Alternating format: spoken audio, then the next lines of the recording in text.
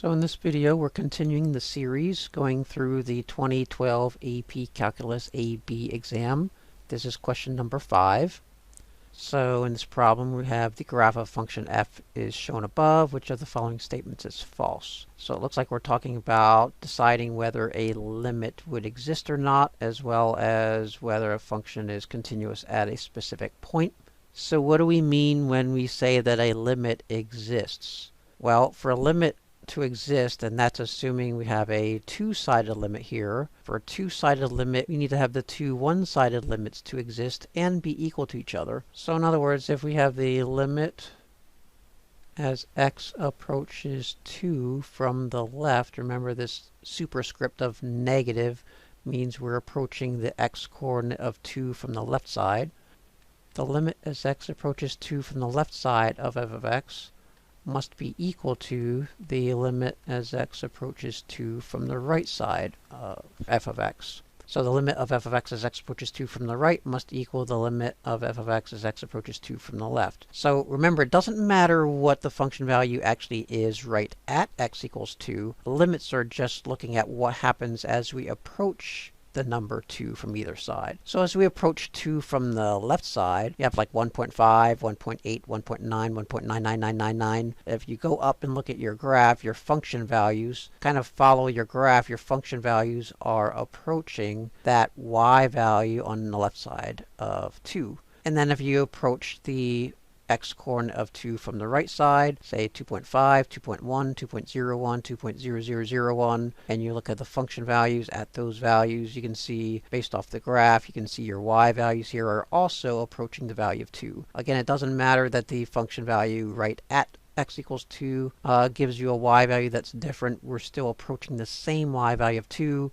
Both of these are equal to 2, so this one does exist, and it is equal to 2. So that is not the one that's false. If we take a look at the limit as x approaches 3, now we're looking at as x approaches 3, looking just to the left of 3 and just to the right of 3. Again, in order for the limit to exist, we would have to have the limit as x approaches 3 from the left side must equal the limit as x approaches as x approaches 3 from the right side.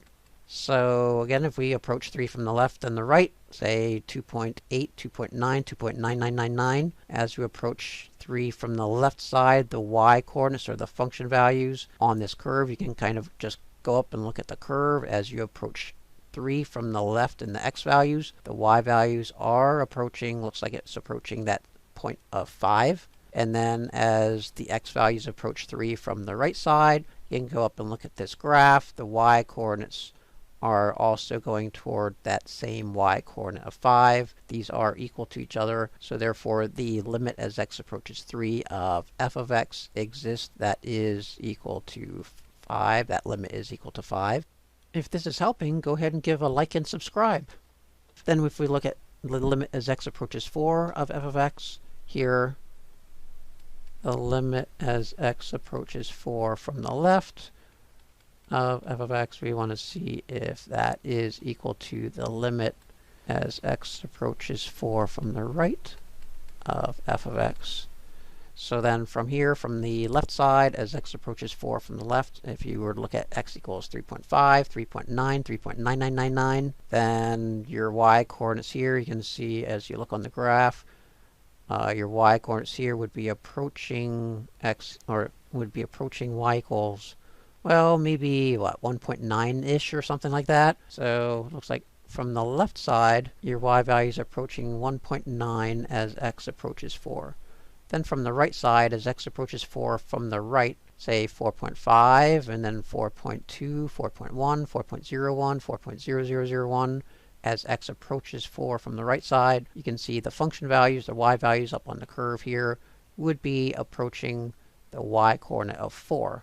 So these are not equal to each other. The limit as x approaches 4 does not exist. We usually use the abbreviation DNE for does not exist. Which of the following statements is false is what we're looking for. This is actually our answer right here. But let's just go ahead and double check all these other things as well, just to verify the concepts here. So the limit as x approaches 5 of f of x, if we look at the limit as x approaches 5 of f of x, we can see as x approaches 5 from the left side, say 4.5, 4.8, 4.9, 4.99, 4.9999, your y coordinates or your function values are going to be approaching, looks like the y coordinate of 6. So the limit as x approaches 5 from the left of f of x, that's going to be equal to 6. And then we also want to see if the limit as x approaches 5 from the right of f of x is the same thing.